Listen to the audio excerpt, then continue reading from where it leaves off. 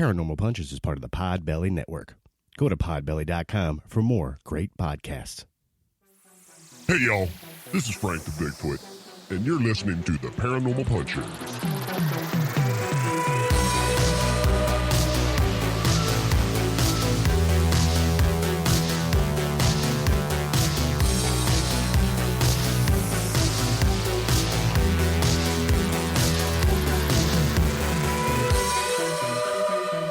Hey friends! Welcome to another episode of Paranormal Punchers.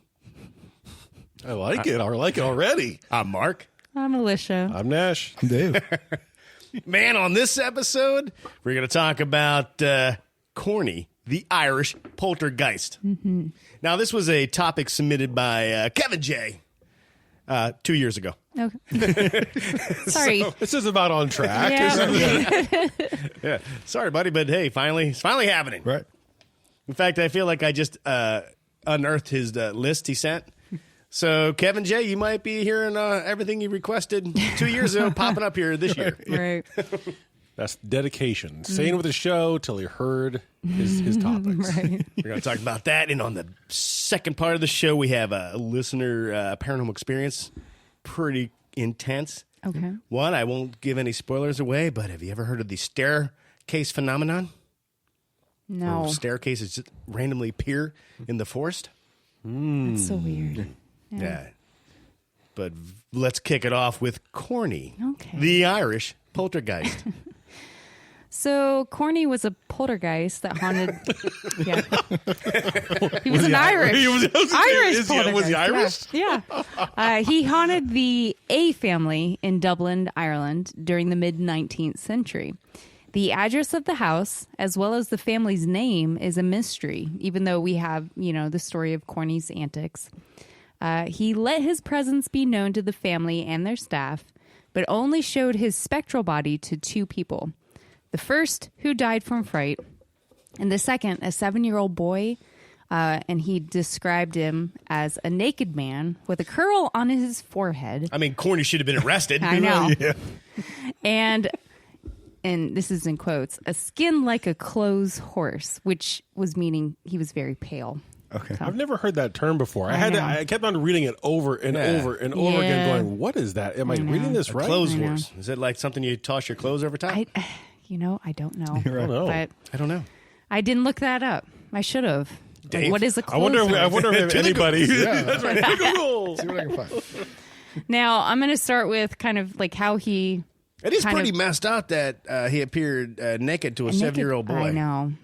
That is weird. But Corny, I guess, he was a trickster and kind of, he could come off like an ass.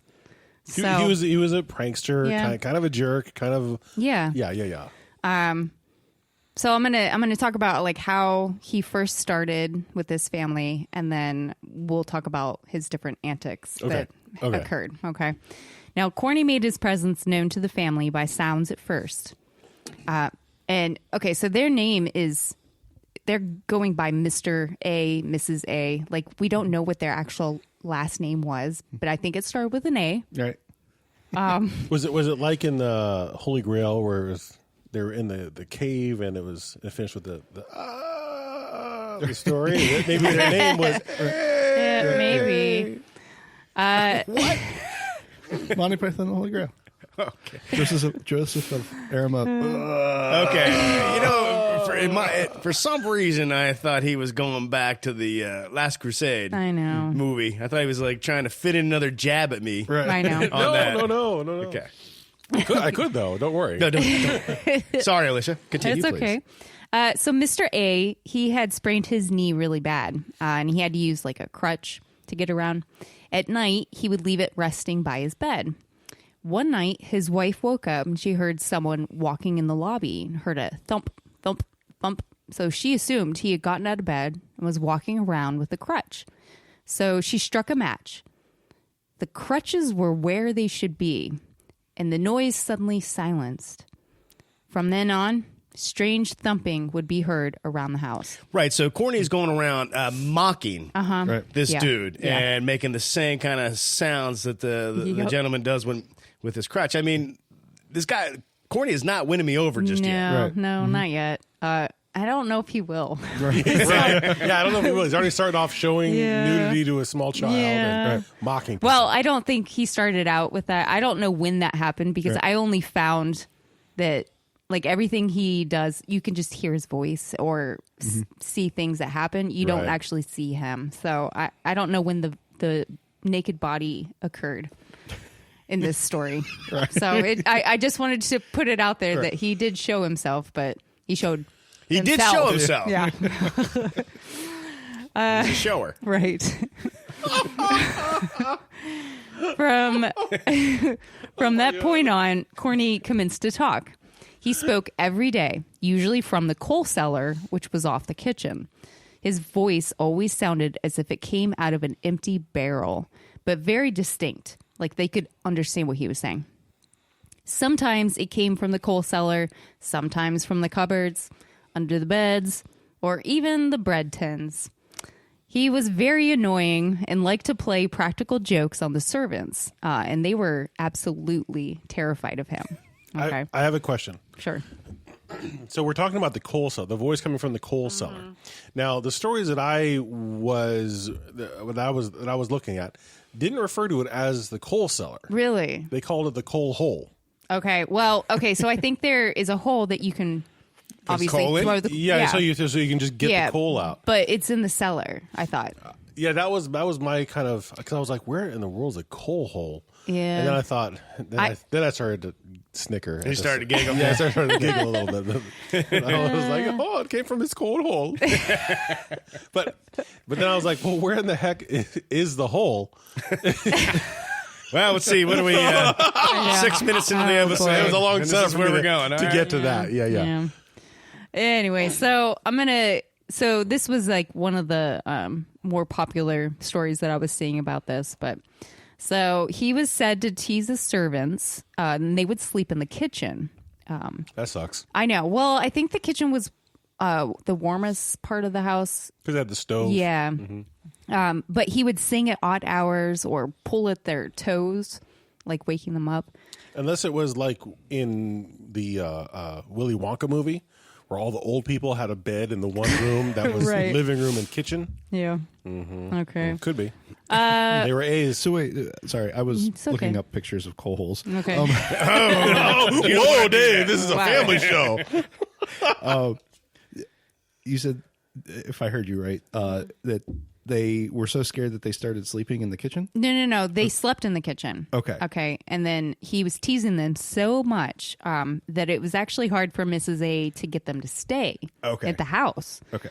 'Cause I thought you said the coal cellar was right off the kitchen, which I know. that would be the Well, last place I'd want to stay. I know. So after numerous teasing by him, they asked for a different room, like at the top of the house, because they wanted to get as far away from The coal hole. Yes. Anyway, they had only encountered him in the kitchen, and so they assumed that that was where he was. So they wanted to get as far away. But they didn't sleep up in the attic for very long.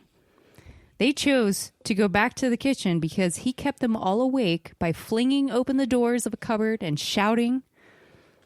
You got it? I got. Ha ha ha, you devils!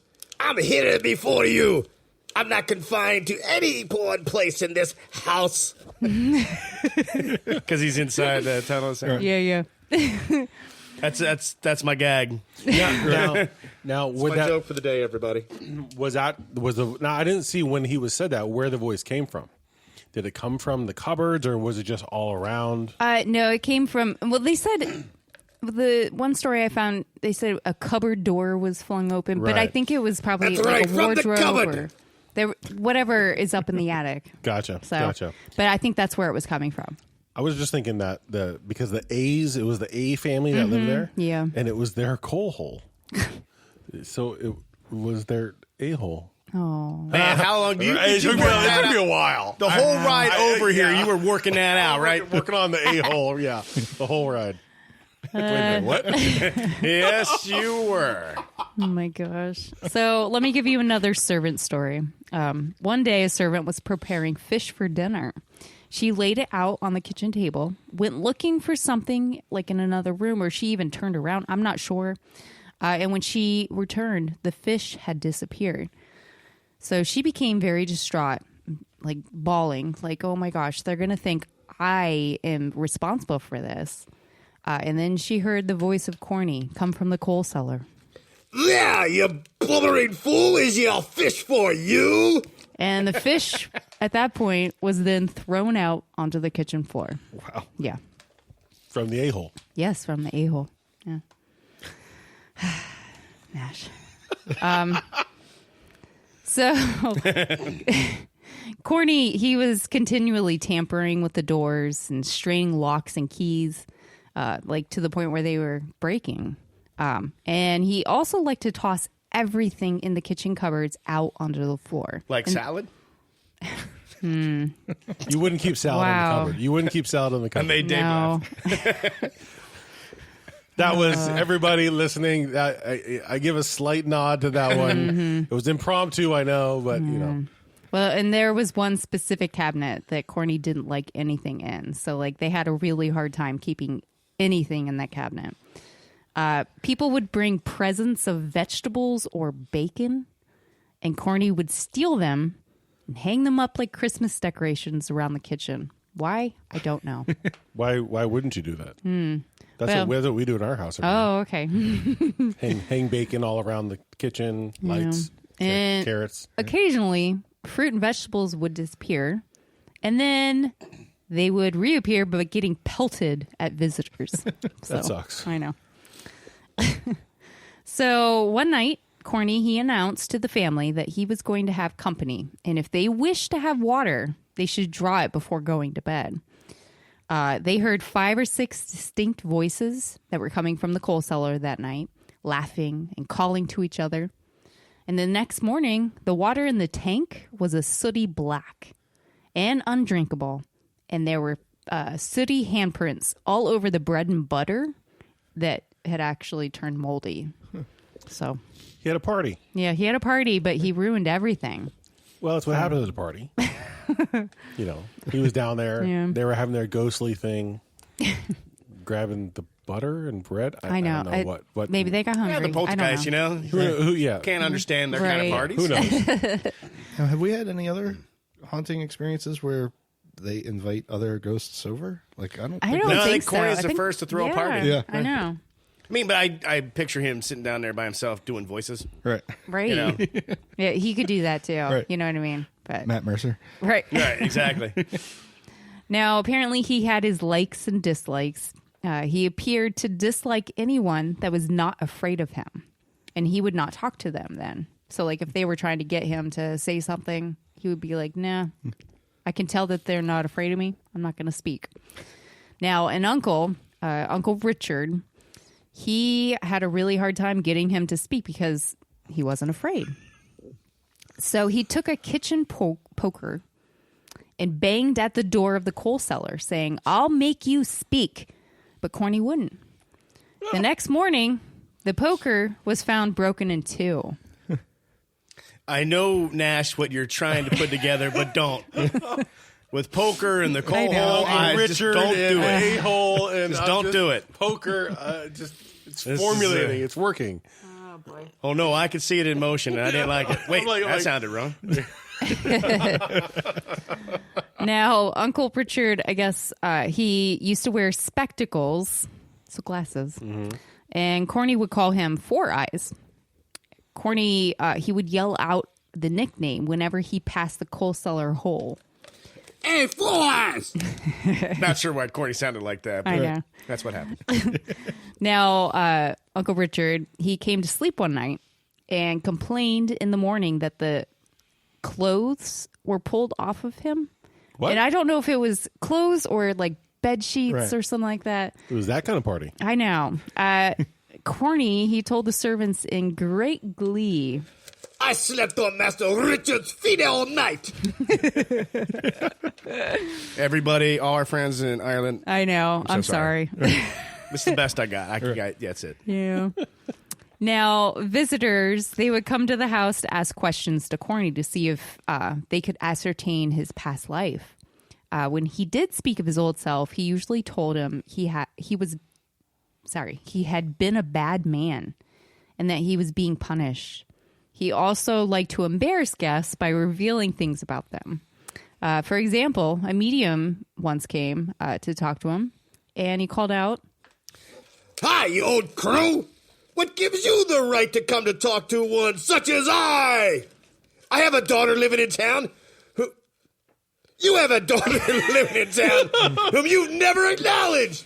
Even I, for all my wickedness, acknowledge my own children."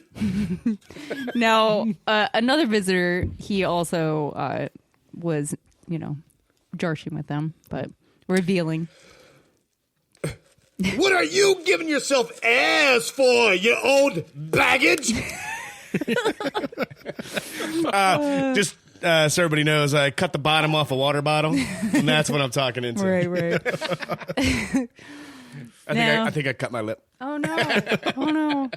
There were times when Corny was quiet, and the family thought that he had left. Like, he was quiet for a couple days, and they're like, okay, maybe he's gone now. But he would always come back. Why would he leave? Well, at one point, they asked him why he had been so quiet. Yeah. And he responded that he had a daughter nearby who was still living, and he visits her family for a day or two. He had a trip. He had a business trip. Yeah. Yeah, he had to go meet with the family, the whole 9 yards. Now, apparently a few servants, they tried to look into it, but they couldn't find any trace of the woman that he was referring to. So I don't know if she lived on that street or if she lived maybe a ways away, but... Maybe she was a ghost. Maybe. And he just went to go visit. Since he's not really bound Well, he anywhere. said that she was still living. But Yeah, but he's crazy. I know. The family attempted to get a priest to come and hear Corny for themselves, but he was silent the night that he came. Mm-hmm. The family asked him why he had not made his presence known or spoken, and he replied, "I could not speak while that good man was in this house." Now, Corny eventually made life for the family so intolerable that they decided to sell the home and leave. But every time prospective buyers came to view the house, Corny drove them away. His reputation was also all over town, which is people would come to hear him. So it kept buyers away. Except. Well, yeah. Yeah. Okay. Okay. Tell us. Yeah, I'm trying to. Let's just get in there. They're getting there. Yeah, one night, in desperation, the lady of the house, so Mrs. A, she appealed... Mrs. A. She appealed to Corny. You just threw in a Fonzie reference? She appealed to What's Corny. our demographic? Right. Like Happy I don't Days? know. She appealed to Corny, begging him to stop troubling new buyers, to which Corny agreed, saying... Okay. "You'll be all right now, for I see a lady in black coming up to the house, and she will buy it." And within half an hour, a widow, dressed all in black, she visited the home and bought it straight away. The Widow Bee.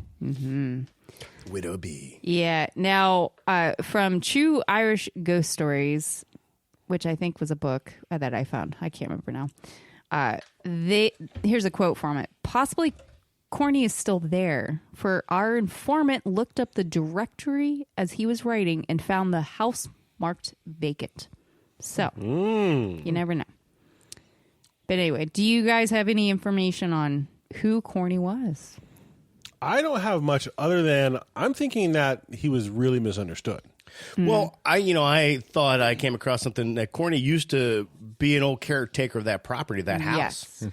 And maybe he loved it so much when we passed that he has stuck around. But he does seem like he just wants to be prank superstar and harass people all day, all night. Oh, yeah. I disagree. I think he's just a complete and total, very strict minimalist. Okay. He doesn't like anything in the cupboards, cluttering things up. Yeah. He's not real religious, He just wants to be in the house. He didn't want to talk to the priest who came. Doesn't want to wear clothes. Lives kind of bohemian, one would say. Just likes the cupboards bare, likes everything bare, likes the house bare. And that's He likes himself bare. He likes Apparently. himself bare. That's right. And and I think that's just people have been misunderstanding him for years. Oh, okay. Yeah. I think he's Well, really hurting inside. Okay. Well, I found one thing. Plates, he doesn't like plates. Okay. So there was a faithful elderly servant that lived in the house. His name was Cornelius, but he would go by Corny. He died there, and they That's what think. you said. I know. Okay. I'm sorry. Continue. I'll cut that part out. Okay. Sorry, I interrupted. It's okay. So they think that his death actually tied him to the building for some reason. And I liked what you were saying, that maybe he liked the house so much he just stayed around. I don't know. But a year after his death, the family moved away and the A family moved in. And that's when the disturbances obviously started happening. So I don't know if he wasn't happy that his old family left and a new one came in. I don't know. He must not have been locked in that house, though, because he went to go see his daughter. Yeah, I know. But he Had friends over. He had friends. He had a party. Yeah. He had a kegger in the basement. right. So, I mean, he's out there. I think he's a swinging dude. Yeah. I know. I think he's a partier. He now at this point he's been like, you know what? I've been around. This is my house, especially now that it's vacant. I wonder if he's been having a lot of parties. The vacant house. Yeah. I don't know. But yeah, We'll never know. Right. I know. I did see something. They don't think he was actually a poltergeist. That he was just a spirit that had like a huge personality, and it was combined with some supernatural manifestations. So I know. I don't know. I don't, because I feel like we had researched poltergeist that it usually is like a young kid Right. that is causing Right. Yeah. Really it to emotional. happen. The emotions Yeah. are locked in the house. Right. And I don't think So that's. I don't agree. know. I think he was just, he was a spirit that was bored. Right. Yeah, he was bored and liked to mess with people. Right. Yeah. That's he said he was wicked and was being punished. Right. But didn't seem much like punishment. I mean, if he I know, could he was having go when he fun. went, he had parties. He was just playing tricks and pranks. Right. And Born to raise hell. yeah, like if that's what eternal damnation's going to be, Right. not too bad. Not so bad. Not so You bad. want to be a poltergeist? Right. I would do it. Okay. So I Sign me up. If it's an option, like, okay, Dave, you can go up that stairway there, or you could be a poltergeist. Right, yeah. You're like, oh, a poltergeist for sure. Maybe not the flashing young kids. No, Yeah, no. that was weird. Yeah. Shame on you, Corny. Right. That got me thinking about, well, what if he wasn't? So I got to the part of the story where he predicted the lady in black buying the house. That got me thinking about, okay, well, maybe when it comes to ghosts, are they more like we had theorized before about they're not really ghosts? They're more, entities from another dimension looking through the portal, and that's what we see. Right. So now I got thinking about, well, how is he able to predict that kind of a thing? Can ghosts jump in the future? Do they have the ability to go forward that far and predict that kind of a thing? I feel like time is probably not a factor. You know what I mean? Like, I feel like they're just, which is why we always get a lot of Right? Wibbly wobbly, timey yeah, wimey. yeah. I mean, we love that, but no, we get a lot of Victorian era. Like, I wonder if they're just, I don't know, floating through. They just time. kind of pick. And that Yeah. got me thinking like more of a, Every time you're like, that got me thinking. I'm like, oh, here we go. I know. Here we go. I don't know where we're going with well, I this. just got thinking about an extra dimensional being using portals to come through, and being able to just kind of like, I don't know, you just, I would imagine they can just pick and choose where and when they want to go. Right. So you would see it kind of like, okay, well, I saw this in the future. So he came back and said to the realtor, don't worry, there's a lady coming to buy the house. Yeah, she's coming on her way. Half an What hour. if the interdimensional traveler landed in the 2020s, 2020 whatever? It's like, oh, everybody's kind of an a-hole. So when he travels back another We dimension have time, we have a coal in our basement? well, no, but he travels back and through time, and he's just like, everybody likes an asshole, right? So I'm going to be rude to these people. Right. So just by jumping around is like, well, this is how people kind of are, down the road. So I'm just doing what they do, and then come back and has a party and the whole 9 yards. Right. Kid, nobody likes an asshole. Yeah. Right. Yeah. No, That's interesting, though, to think that you could be educated by a certain time period. And with the ability to travel different time period, you might get your interactions wrong because you just came from this time period where this kind of interaction, these kind of words were actually funny, and then people in this time period are like, what is going on? Right. But go ahead, Dave. I was just gonna with the whole. Okay, so he had the predicting the future, but he also had the knowing things about people. Like, how did he know about? Oh yeah, you know, you're right. And that's not necessarily time travel. That's almost like a omniscience Right. type. I can read your mind. Yeah. Yeah. Well, right, because it got me thinking of like, okay, well, if this ghost can know these things about people without them sharing or being in the house, did Corny die before all these things happened, or is Corny possibly a ghost from the future, looking up, seeing these things after the fact, learning the history, and being able to come in and say, this is going to happen, like Biff with a sports almanac, right? He knew it was going to happen, Right. So coming back, and because ghosts can kind of jump around in time and space, who's to say that Corny died in the past? What if Corny was actually alive, just living in the coal hole, and at night he'd sneak out and put his sooty hands on stuff, sleep on that guy's feet, or whatever he said, and then the whole time they thought it was a poltergeist, and that was a real dude. Yeah. He's down there living in their coal hole. Right. That's even freakier, actually. Right. I got to admit, that's more terrifying than a poltergeist. Yeah, some dude living down there, I would agree. That you don't know is there. I mean, and at night he comes out, I'm assuming to use the restroom and rummage through your cabinets. That's why he's looking for food. You wouldn't have to. You could just go in the coal. Oh. Yeah, I guess it's going to burn. It's going to burn. It's going to burn the pee away. Yeah. Yeah, that's more terrifying than a ghost. I know. You don't know somebody's living in you. Right. Yeah. Yep. Yeah. It's weird how things kind of trigger down the Trickle down? Trickle down. It's like the Corny the ghost took me down to, can a ghost traverse time and space? Okay, so what if he's from the future? Then that got me thinking of, can we actually be haunted by our own ghosts? Oh.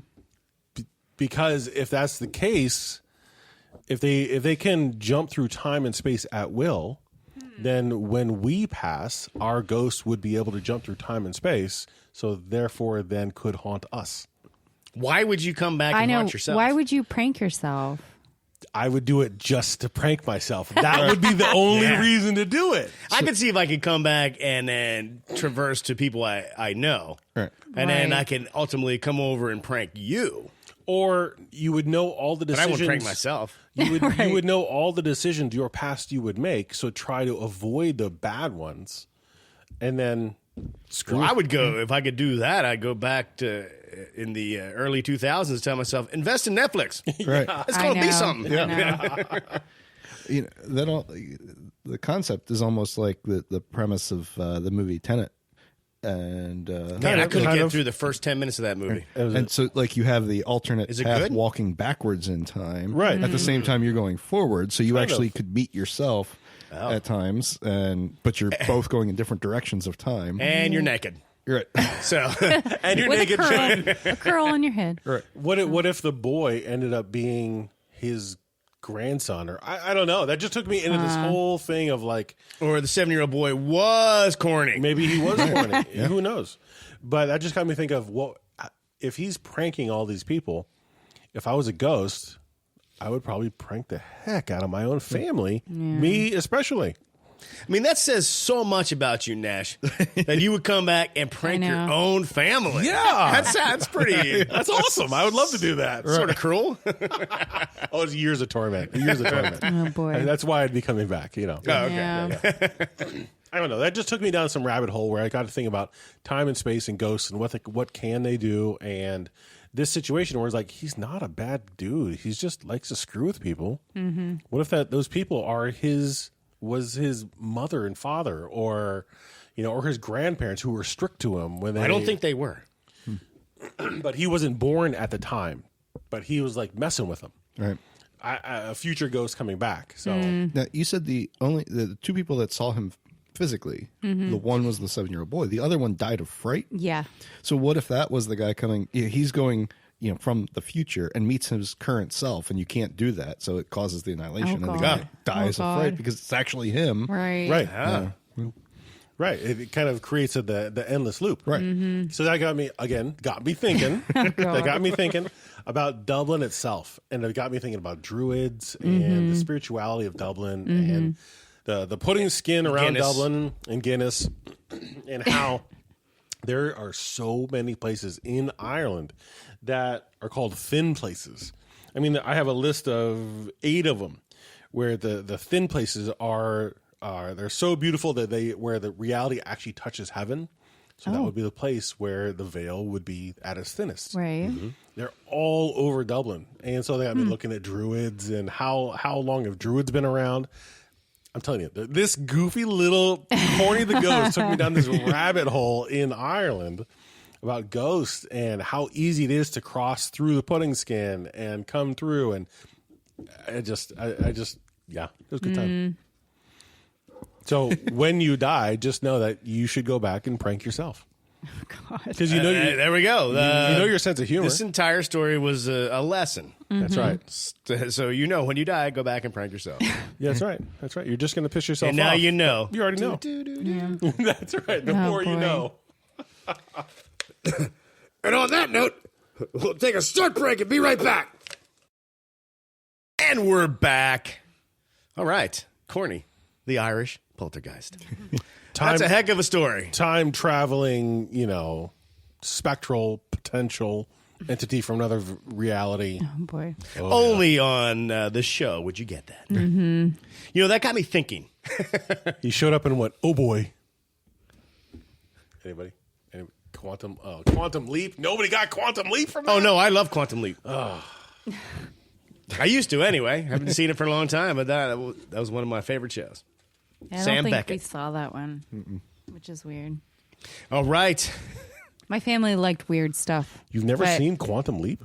No, I feel like I've seen bits and pieces, but I don't know. I don't remember watching it. I'm a little bit younger than you. That's true. Ooh, shots fired. I'm just saying. You're a wee lass. Yeah. All right, we're gonna jump into. We got a listener paranormal story experience to share, but first a shout out to our new Patreon member Desiree. Hey, thanks for joining the club. Thank you. Thank you. Hope you're enjoying all the kooky content we have over there. Ghost and Gastropubs, Creepy Cryptids, The Weekend Show, anything pops in our head that we record and put it out there. Experimental. Right. Hope you're enjoying it. Patreon.com/Paranormal Punchers. Check it out. All right. So this story, the person asked for me to not use their name. Okay. I respect that, so I'm just going to call him Ranger. So Ranger sent the story in, and he gave us some background information on himself. Retired military, former park ranger for the National Park Service. Okay. Hence, that's why I'm calling him Ranger. And that sounds really cool, too. I give guided tours on history and sometimes environmental issues. The place I conduct my tour is about 2.5 miles from the nearest visitor center. It's not uncommon for a child to get temporarily separated from her family while at the visitor center. Usually the child wanders away to the bathroom or gift shop and is found within a few minutes. One sunny afternoon, I was finishing my tour when the call came into my radio. Child missing, 7-year-old boy, his name, description, clothing. Last seen at the visitor center about a half hour ago. I get in my vehicle and I start heading back to the visitor center to help with the search. About 3/4 of a mile down the road, I noticed a staircase in the woods. It was about 150 yards from the road. Well, at first, I didn't know it was a staircase. It was just a structure that was out of place in the forest. Now, I have driven the same road twice every day for about a year. It's the only road in and out of the area where I give my tour. I know for a 100% that staircase has never been there before. I have driven and sometimes walked this route hundreds of times. So I pulled over and walked towards the structure. About halfway there, I could definitely recognize it as a staircase. I get to within about 20 yards of it. I am overcome by a feeling of dread. I stop in my tracks. I notice that I do not hear the normal sounds of nature. No birds, no insects, no wind. Just a Twilight Zone type of silence. The air feels stagnant, smells old, like when you walk into a long-abandoned building. I walk about 5 more yards towards the staircase, and I start to make mental notes, wooden, handrail only on the left side, that ended in a thin post, wider landing atop, clean. Somehow it's more lit brighter than its surroundings. I stop, and I am awestruck by the staircase that does not belong here. I'm trying to think, has it been here all along, and I just never noticed it? If it has been here for a long time, why isn't it dirty or weathered? I decide not to move closer, and instead, I turn around to head back to the car. I walk several yards when I hear footsteps running towards me from the direction of the staircase. I spin around, and it's a young boy. The boy matching the description of the missing child. Only he looks a little bit older than 7. I have a 9-year-old, and this boy looked closer to 9 than 7. He's crying, and he wraps his arms around my waist. I'm shocked, out of words, totally speechless. The first thing he says is, "Why didn't you come and get me when I was yelling at you from the stairs?" I know that I did not see or hear anyone on the stairs, much less a yelling kid. I grab his hand and tell him to come with me, and we start walking back to my car. He's walking lightly, and I'm in a hurry. I tell him that we need to walk faster, and he replies that he can't walk too fast because he doesn't have shoes. I hadn't noticed before, but indeed, he does not have shoes. I asked him what happened to his shoes, and he told me that he had taken them off because they were too small. That's when I observed that all his clothes seemed too small for him, and the clothes looked old and faded. His shirt was above his belly button. His pants were too tight and much too short. I found it odd that his parents would have dressed him in such a manner. We made it back to the car, and I put him in, buckle his seatbelt, and climb in. I get on the radio and notify HQ that I have found the boy. I verified his name and was told to come back to the visitor center. His parents are waiting for him. As I start to drive, the boy explains that he is surprised his parents are still there after all this time. I tell him that it's been less than an hour since his parents reported him missing. In his innocent child voice, he calmly says, "No, it's been way longer." I ask him why he thinks that. He replies that he's been gone for a long time, and that's why he grew too big for his shoes. I am just one big goosebump at this time. Internally, I'm freaking out, but I stay calm and assure him that everything will be fine, that his parents are just a few minutes away. When I drive up to the visitor center, I see 2 law enforcement vehicles, my supervisor, and a set of distraught parents that I soon find out are the parents of the young boy. One of the law enforcement officers opens the door for the boy, and he jumps out and runs to his parents. They all embrace, and I can see relief in his parents' eyes. That look quickly fades into the eyes of quickly fades in the eyes of the mother. I could tell that something was off. She looked confused. I looked at the father, and he had that same baffled look. The father held the boy at arm's length and looked him up and down. Remember, as a kid, when relatives you haven't seen in a couple years come to visit, and they always say, "Wow, you've grown so much last time that I saw you, and you were only this tall." It was that same look in the father's eyes. The family was ushered away by law enforcement to fill out a report or something. I drove to the other end of the parking lot where we park our government vehicles. I entered the building through a side door and went to find the law enforcement rangers, as I was sure they needed details for the report. My supervisor was waiting nearby and walked with me to the law enforcement office. We all sat down at the table, the family, my supervisor, and 2 law enforcement rangers. The parents signed a paper confirming that they had taken custody of the child. The parents still looked concerned and bewildered, puzzled. The boy's arms were tightly wrapped around his mother as the 3 of them left the room. The law enforcement rangers asked me about the incident. As soon as I mentioned the staircase, I was stopped. The law enforcement rangers stood up and left the room, leaving only me and my supervisor at the table. About a minute later, the park superintendent walked in. He handed me a typed statement that read, I had found the boy walking on the road, and I had brought him back to the visitor center. This is exactly what happened, right? His voice stern and foreboding. I decided it's not worth losing my job over, and I scribbled my name on the statement.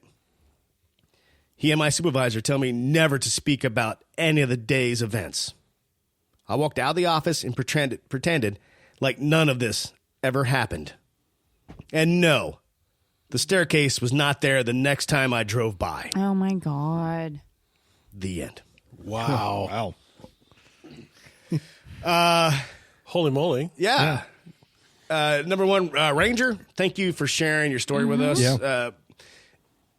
Really intense. Right. I'm baffled. The kid obviously was gone somewhere in time for a bit of time. Yeah. And then these agents were like, no, sign this statement that we wrote up for you. Right. I mean, that's some Men in Black stuff going on right Right. there. Right? Yeah. Yeah. So what do you guys think it was? I don't know. It did, you had mentioned about the topic of the story and did some research on it. And this is a common phenomena, but I haven't heard we've found anything specifically to that level. But yeah, these staircases appear, sometimes, 60 miles in deep woods. People will find them. And it's like, who built these things? Right. And there are, some are stone, some are wood. There's the feeling of dread around them. Oh, God.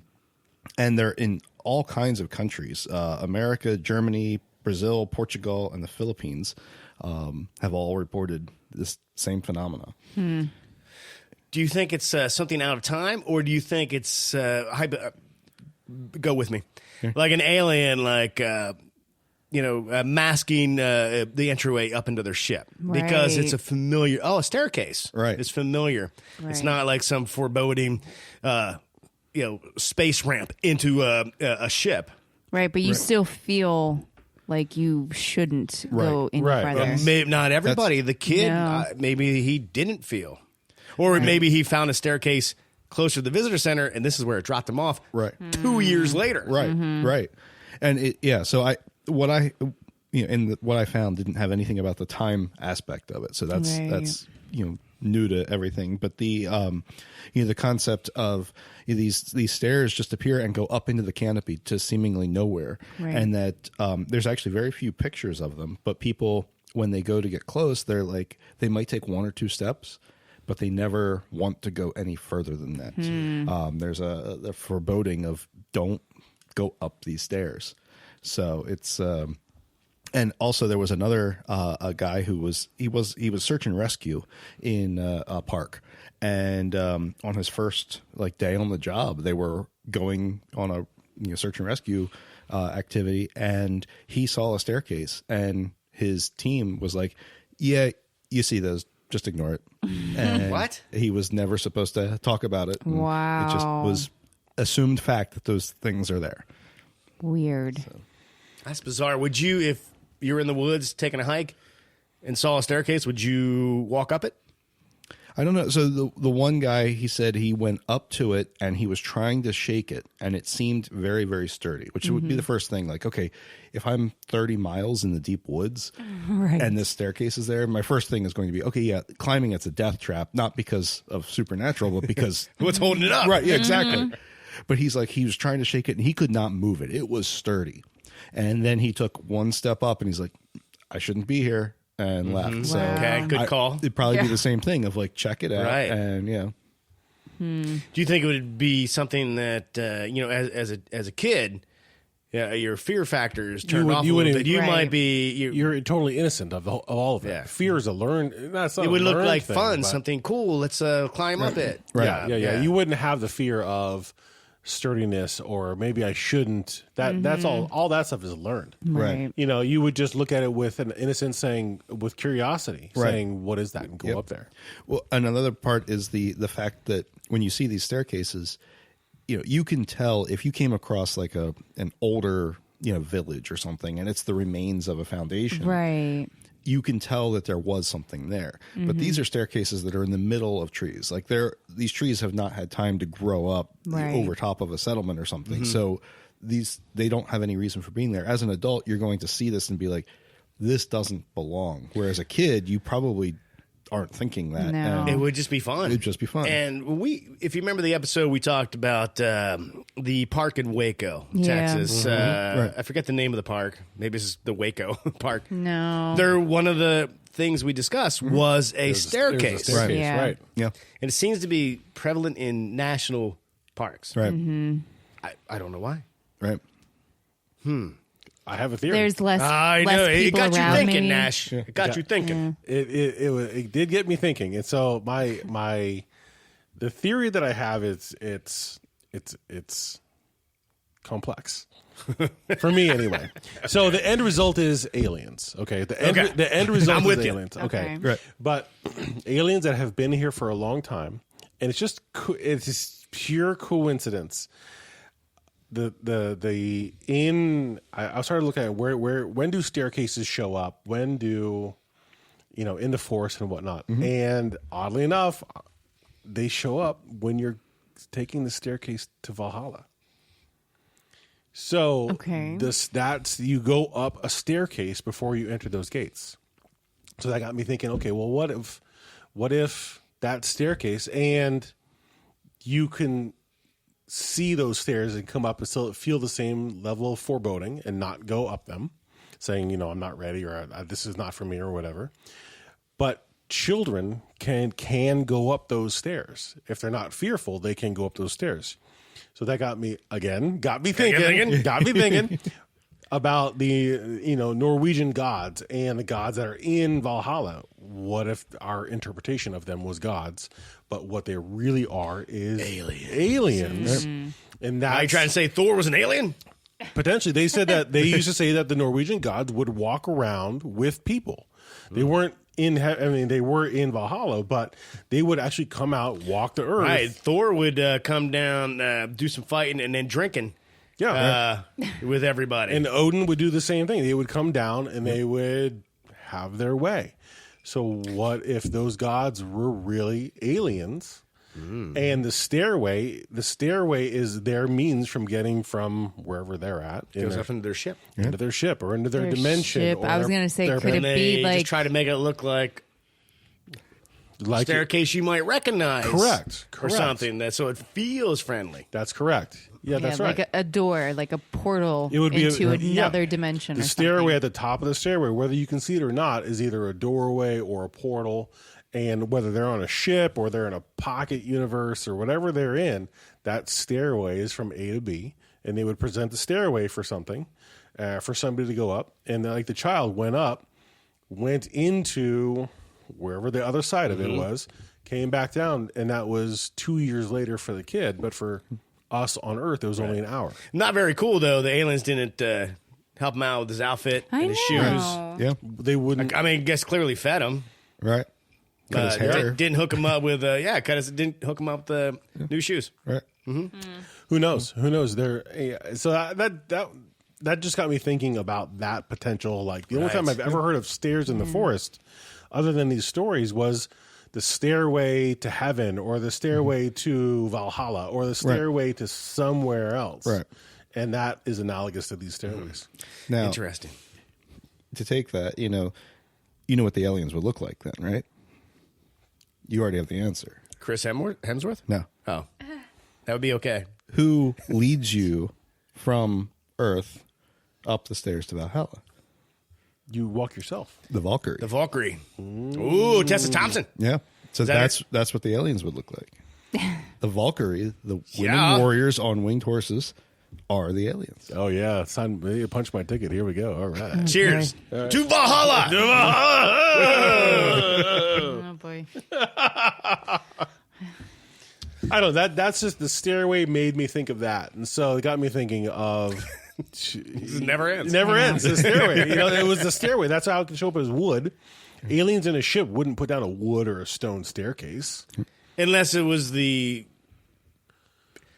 that would make you comfortable because of the time period. Like maybe it'd be stone if they came in a certain time period where like, well, I recognize those stone steps. I walk them all the time. That seems familiar. What is this? But it was shiny, weird metal. You'd be like, I'm out. Yeah. This is aliens. That's why sometimes they're wooden with brass railings, the things that would be familiar. Yep. That's why that made me thinking of them like gods because they would create the stairs so that it fit each individual person and what you would want.